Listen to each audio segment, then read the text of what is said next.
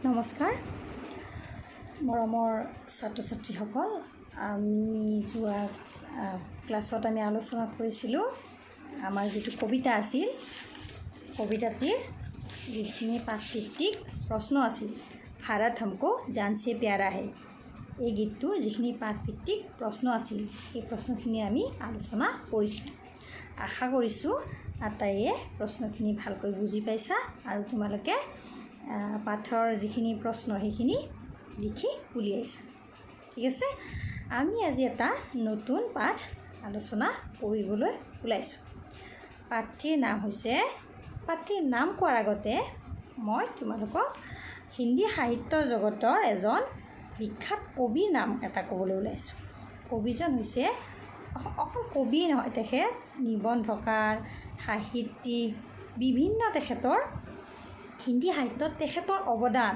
অবিহনে হিন্দী সাহিত্য আধৰুৱা বুলি ক'লেও ভুল নহয় তেখেত হৈছে প্ৰেমচন্দজী হিন্দী সাহিত্য জগতৰ আটাইতকৈ এজন মহৰ্ষি বুলি ক'লেও ভুল নহয় তেখেতৰ বিষয়ে অলপমান এটা সাধাৰণ পৰিচয় আমাক ইয়াত দিছে সেই পৰিচয়টো আমি আগতে লৈ লওঁ তাৰপিছত আমি কাহিনীটোৰ মাজলৈ যাম বাৰু ঠিক আছে प्रेमचंद हिंदी के कहानीकारों में सबसे लोकप्रिय कहानीकार है আটাইতকৈ জনপ্ৰিয় যিগৰাকী কাহিনীকাৰ অৰ্থাৎ কাহিনী লিখতা তেখেতে হৈছে প্ৰেমচন্দ অৰ্থাৎ হিন্দী সাহিত্য প্ৰেমচন্দ অবিহনে আধৰুৱা इनकी कहानियों में महत्वपूर्ण संदेश छिपे होते তেওঁৰ যিবিলাক কাহিনী এই কাহিনীবিলাকত একোটা মহত্বপূৰ্ণ খবৰ এটা বিশেষ কিবা এটা আমাক জনাবৰ কাৰণে কাহিনীবিলাক তেখেতে লিখি তেওঁৰ প্ৰত্যেকটো কাহিনীৰ আঁৰত একোটা বিশেষ কথা কিছুমান মেছেজ আমাৰ কাৰণে লুকাই থাকে তেখেতৰ জন্ম হৈছিল उनका जन्म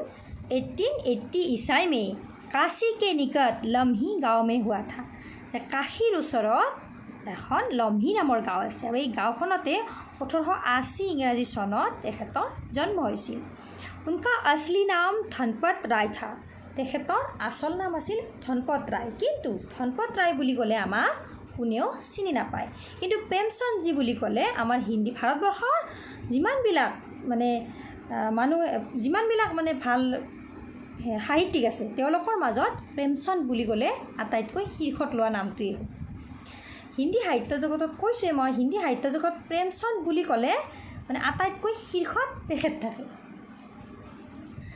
পিতাজী उन्हें प्यार से नवाब राय कहते थे যে মৰমতে দেউতাকে তেওঁৰ আচল নাম যদিও ধনপত ৰায় আছিল দেউতাকে কিন্তু তেওঁক মৰমতে নৱাব ৰায় বুলিহে মাতিছিল प्रेमचंद ने लगभग 300 कहानियाँ और 14 उपन्यासों की रचना की थी যে প্ৰায় 300টা তেওঁ কাহিনী লিখিছিল আৰু প্ৰায় 300 কাহিনী আৰু 14খন উপন্যাস তেখেতে ৰচনা কৰিছিল 1936 ईसाई में इनका स्वर्गवास हुआ 1937 চনত তেখেতৰ মৃত্যু ঘটিছিল उनकी कुछ रचनाएं इस प्रकार है তেওঁৰ কিছুমান ৰচনা এনেকুৱা উপন্যাস কেইখন হৈছে সেৱা সদন প্ৰেমাশ্ৰম ৰংভূমি কায়াকল্প নিৰ্মলা গগন কৰ্মভূমি গোদান আদি এইবিলাক হৈছে তেওঁৰ বিখ্যাত উপন্যাস আনহাতে কিছুমান কাহিনী দিছে ইয়াত बूढ़ी काकी परीक्षा सवा शेर गेहूँ शतरंज के खिलाड़ी कजा की पूस की रात ठाकुर का कुआ ईदगाह कफन आदि এইবিলাক হৈছে তেওঁৰ বিখ্যাত কাহিনী আৰু এই কাহিনীবিলাক আমি যেতিয়াই ক'ৰবাত পঢ়াৰ সুযোগ পাম নিশ্চয় পঢ়িম হয়নে এতিয়া আহিছোঁ মই কাহিনীটোৰ মাজলৈ কাহিনীটো কি আছে তাৰ ওপৰত এটা সৰু টকা আমাক ইয়াত দিছে আমি টকাটোৰ পৰা জানি লওঁ বাৰু কাহিনীটোৰ জৰিয়তে আমাক কি ক'ব বিচাৰিছে কিয় এই কাহিনীটো আমাৰ মাজলৈ আমি আগতে পাইছোঁৱেই যে প্ৰেমচন্দ্ৰজীয়ে প্ৰত্যেকটো কাহিনীৰ মাজতে একোটা আমাক মেছেজ দিয়ে সন্দেশ দিয়ে এটা বতৰা এটা দিয়ে আৰু সেই বতৰাটো কি বতৰা দিব খুজিছে আমি কাহিনীটোৰ আগতীয়াকৈ এটা সৰু টকা দিছে সেই টকাটো পঢ়িলে আমি নিশ্চয় বুজিব পাৰিম कश्मीरी से प्रेमचंद जी की एक छोटी सी पर बड़ी ही प्रासंगिक और शिक्षाप्रद कहानी है কাশ্মীৰী से प्रेमचंद्र जी लिखा এটা সৰু কিন্তু এইটো বড়ি হি প্ৰাসংগিক বৰ প্ৰাসংগিক কথা থকা আৰু শিক্ষাপ্ৰদ শিকিবলগীয়া কথা থকা এটা কাহিনী। अपनी असावधानी के कारण ग्राहक किस प्रकार दुकानदार की मीठी मीठी बातों से ठगा जाता है, कहानी में इसका रोचक वर्णन है। जे मिठा मिठा कथा কৈ দোকানীবিলাকে কেনেকৈনো গ্ৰাহকক ঠগে সেই বিষয়ে কাহিনীটোত বৰ্ণনা কৰিছে। दुकानदार के बातों पर भरोसा करके जिस खुशी से लेखक सेब खरीदकर घर लाया था, सुबह उन सेबों को देखने के बाद उनकी खुशी गायब हो जाती है। जे কি কৰিছে দোকানীজনৰ কথাতে ভৰসা কৰি যি এটা আনন্দ লৈ লেখকে আপেল কিনি পেলাই ঘৰলৈ আনিছিল, ৰাতিপুৱা সেই আপেলকেইটাই দেখি তেওঁৰ আনন্দ নিশেষ হৈ গৈছিল, নোহোৱা হৈ গৈছিল, গায়ব হৈ গৈছিল। सड़े हुए सेबों को देखकर उन्हें ठगे जाने का एहसास होता है। যে যেতিয়া পচা আপেলকেইটা তেওঁ দেখিছিল তেতিয়াই তেওঁ বুজিব পাৰিছিল যে মই ঠগ খালোঁ। यह बात बिल्कुल सही है कि कोई भी सामान खरीदते समय यदि हम सावधानी नहीं बरतेंगे, ठीक से देख परख कर नहीं खरीदेंगे, तो लेखक की तरह हमें भी काश्मीरी सेब ही मिलेंगे। যে এইটো কথা यह बात बिल्कुल सही है, এইটো কথা একেবাৰে সঁচা কথা যে কোনো এটা বস্তু খৰিদতে সময় কিনাৰ সময়ত যদি আমি সাৱধানতাৰে বস্তুটো চাই নলওঁ, ঠিকছে দেখ পাৰখ नहीं খৰিদি দেখা পাই পেলাই ভালকৈ মানে চাই মেলি যদি বস্তুটো আমি নিকিনো, তেতিয়া কি হ'ব, তো লেখক কি तरह তেতিয়াহ'লে লেখকৰ নিচিনাকৈয়ে আমাকো সেই কাশ্মীৰৰ सेब অৰ্থাৎ কাশ্মীৰী আপেলেই পাম আমি, যদি আমি ভালকৈ মানে কি চাই মেলি বস্তু এটা নিকিনো। इसलिए कहानीकार प्रकरण से कहना चाहते हैं कि जागो ग्राहक जागो। যে কাহিনীটোৰ জৰিয়তে প্ৰেমচন্দ্ৰজীয়ে প্ৰকাৰান্তৰে আমাক এইটোৱেই বুজাব খুজিছে যে হে গ্ৰাহকসকল জাগা, বস্তু বাহানি কিনাৰ সময়ত সদায় নিজে চাই মেলি বস্তু এটা কিনিবা, কেৱল দোকানীকে ভৰসা নকৰিবা, কৰিলে কিন্তু মোৰ নিচিনা ঠগ খোৱাৰ চান্সেই বেছি থাকে।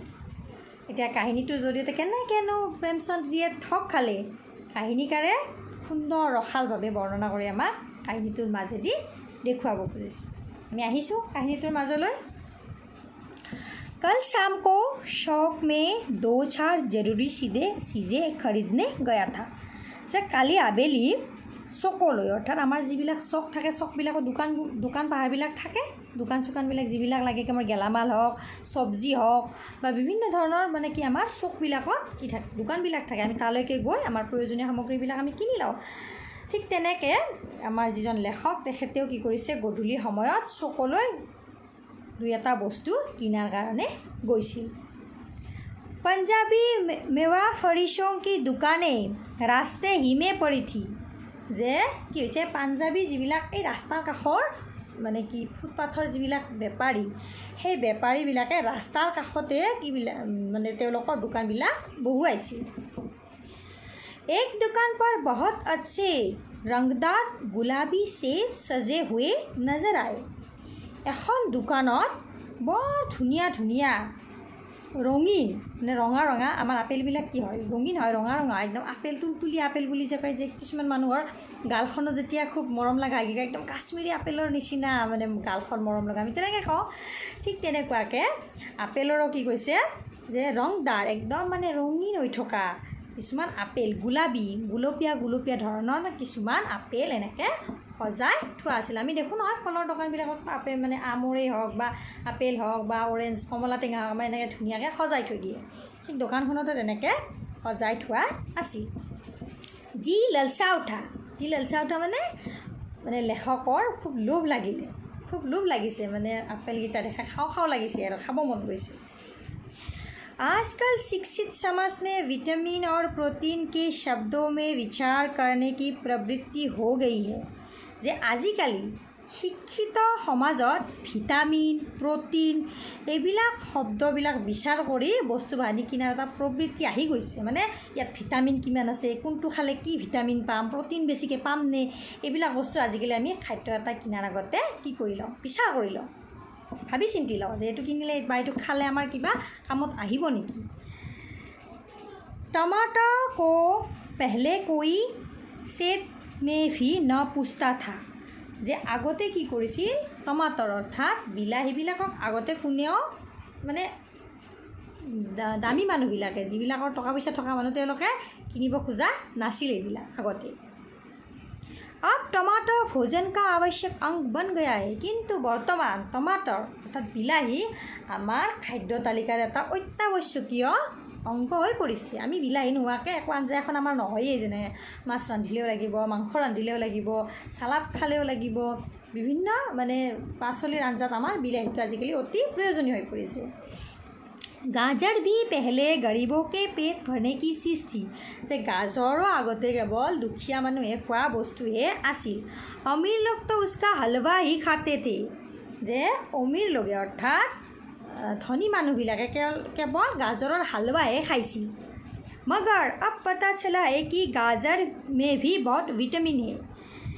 কিন্তু এতিয়া এটো কথা গম পোৱা গৈছে যে গাজৰতো বোলে বহুত বেছি ভিটামিন থাকে। इसलिए সেইভাবে গাজৰ কো ভি মেজো পৰ স্থান মিলতা है। সেইভাবে আজিকালি গাজৰকো আমি আমাৰ ডাইনিং টেবুলত স্থান দিছোঁ। গাজৰ আনি পেলাই আমি আমাৰ পাকঘৰৰ এটা মুখ্য বস্তু বুলি আমি গাজৰকো ধৰি লওঁ। আগতে কি কৰিছিল, কেৱল দুখীয়া মানুহেহে খাইছিল, ধনী মানুহে কেৱল গাজৰৰ হালৱাহে খাইছিল, আগতে তেনেকুৱা আছিল। কিন্তু আজিকালি গাজৰ নহ'লে আমাৰ নহয়েই, চবতে লাগে গাজৰ। और सेब के विषय में तो कहा जाने लगा है कि एक सेब रोज़ खाए तो आपका डॉक्टरों की ज़रूरत न पड़े रहेगी। तो एतियाह'ले এটা কথা আৰু আজিকালি শুনা গৈছে যে যদি আপেল এটা খাব পাৰি সদায়, তেনেহ'লে কি কয়, ডাক্তৰৰ পৰা বোলে দূৰতেই থাকিব পাৰি। অৰ্থাৎ এটা আপেল যদি সদায় খোৱা যায় তেতিয়াহ'লে ডক্তৰৰ কোনো প্ৰয়োজন নাই, অৰ্থাৎ আমাৰ বেমাৰ নহয়, বহুত বেমাৰৰ পৰা আমি হাত সাৰি থাকিব পাৰোঁ। डॉक्टर से बचने के लिए हम नीम कोड़ो तो खाने की तैयार हो सकते हैं। যে ডাক্তৰৰ পৰা হাত সাৰিবলৈ আমি নিম কৌৰি মানে নিমৰ যিটো জুচ, মানে নিম পিচি পেলাই, নিমপাত পিচি পেলাই যিটো আমাৰ ৰস, সেনেকুৱা ৰস খাবলৈকো আমি তৈয়াৰ সাজু থাকোঁ। ডাক্তৰৰ ওচৰত যোৱাত নাই, লাগিলে আমি নিম হওক, তিতা কেৰেলা হওক, চব খাম, কিন্তু ডক্তৰৰ ওচৰত যাই বেজি চেজি লোৱাৰ ইচ্ছা আমাৰ কাৰোৱেই নাই। ডাক্তৰৰ ওচৰত যোৱা মানে বেজি লোৱা, ঔষধ খোৱা, চেলাইন লোৱা, কিমান কিছু ভেজাল আহি যায় ন। গতিকে আমি কোনেও ডাক্তৰৰ ওচৰত যাব নিবিচাৰোঁ, লাগিলে আমি নিমৰ মানে চাটনি বনাই ঘৰতে খাম, হয়নে। গতিকে सेब तो रस और स्वाद में अगर आम से बढ़कर नहीं है तो घटकर भी नहीं है। কিন্তু আপেলটো এটা বিৰাট সোৱাদ লগা বস্তু, একদম ৰসেদি ভৰপূৰ, ৰস সোৱাদতো আপেলৰ সোৱাদ কিমান বেছি ভাল হয়, হয়নে। আমতকৈ বেছি ভাল নহ'লেও আমতকৈ কম ভালো নহয়। গতিকে আমি আপেল একোটা খোৱাত কি বাধা আছে যদি ডাক্তৰৰ পৰা আমি দূৰত থাকিব পাৰোঁ। हाँ, बनारस के लंगरे और लखनऊ से दहसली और मुंबई के अल्फासों की बात दूसरी है। बनारसर जितु बनारसर आम, लखनौर দহেচীয়া আম আৰু মুম্বাইৰ অল্ফাছৰ সেইবিলাক যদি আমি পাওঁ, যে মুম্বাইৰ হওক বা আপোনাৰ লক্ষ্ণৌ বা বিভিন্ন ধৰণৰ মানে বিশেষ ঠাইৰ পৰা অহা ফলবিলাকৰ কথা কিন্তু বেলেগ।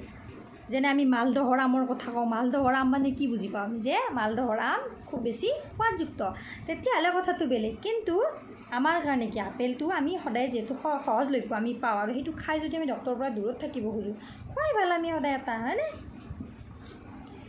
उसके टक्कर का फल तो संसार में दूसरा नहीं है। যে এইবিলাক যে বিভিন্ন ঠাইৰ পৰা অহা স্পেচিয়েল কিছুমান ফল থাকে, এইবিলাকৰ ফলটো বেলেগ ক'তো মানে পোৱা নাযায় আমাৰ ভাৰতত বাহিৰে। मगर उनमें विटामिन और प्रोटीन ही है या नहीं है, तो काफ़ी है या नहीं, इस विषय पर अभी किसी पश्चिमी डॉक्टर की व्यवस्था देखने में नहीं आई। যে আমাৰ বিভিন্ন ঠাইৰ পৰা অহা বিভিন্ন স্পেচিয়েল যিবিলাক খাদ্য বা ফল মূল, এই মূলবিলাকত ভিটামিন প্ৰটিননো কিমান আছেনে নাই, এইবিলাকৰ বিষয়ে কিন্তু এতিয়ালৈকে কোনো ধৰণৰ পশ্চিমীয়া ডক্তৰৰ পৰা কোনো ধৰণৰ কথা জানিব পৰা হোৱা নাই।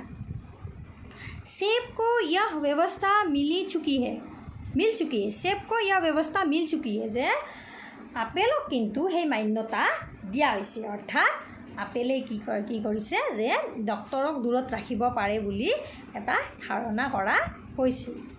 अब वह केवल स्वाद की चीज़ नहीं है। এতিয়া এইটো কেৱল সোৱাদৰ বস্তুৱে হৈ থকা নাই, उनमें गुण भी है। তাত বিভিন্ন ধৰণৰ গুণো আছে। हमने दुकानदार से मोल भाव किया। মই গৈ পেলাই কি কৰিলোঁ, हमनेটো ইয়াত মোক বুজাইছে, মানে আমাৰ কবিজনক বুজাইছে, লেখকক বুজাইছে। লেখকে কৈছে যে हमने दुकानदार से मोल भाव किया। মই গৈ পেলাই দোকানীৰ লগত মানে দৰদাম কৰিলোঁ। মোল ভাৱ কৰা মানে দৰদাম কৰি চালোঁ। और आज से सेब मांगे, আৰু আধা কিলো কি কৰিলোঁ, আপেল কিনিলোঁ। দিব ক'লোঁ যে দোকানীক ক'লোঁ যে দিয়াচোন মই আধা কিলো ল'ম। দোকানীক এনেকৈ কৈ পেলাই মই এইখিনি জুখিব দিলোঁ। লেখকে আমাৰ দোকানীক জুখিব দিলে। জোখাৰ পিছত কেনেকৈ দৰদাম কৰি কিমান দামতনো কিনে, এইবিলাক আমি আলোচনা কৰি লওঁ আমাৰ পিছৰ ক্লাছত। আজিলৈ এৰিছোঁ ইমানেই। পিছৰ ক্লাছত আমি কি হ'ল, কিনিলে নে, কিমান দামত কিনিলে, কিমান পৰিমাণত কিনিলে, এইবিলাক আমি আলোচনা কৰিম। ধন্যবাদ। আজিলৈ এৰিছোঁ।